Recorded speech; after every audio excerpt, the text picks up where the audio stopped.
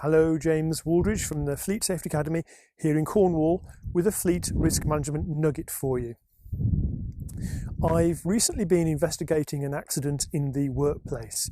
It wasn't a road traffic accident, but I did get some ideas that I wanted to pass on to you.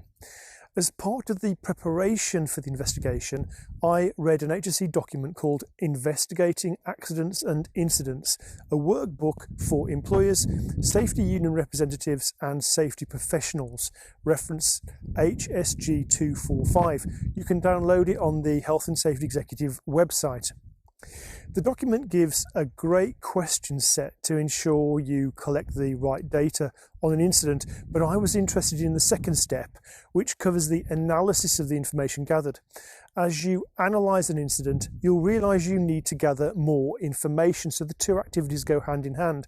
All the possible causes and potential consequences of the incident should be considered.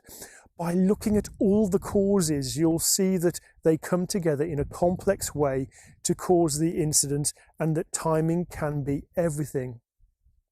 It's important to find the immediate, underlying and root causes of the incident. So the initial causes of a hit third party in the rear incident could be speeding, driving too close to the vehicle in front, and distraction.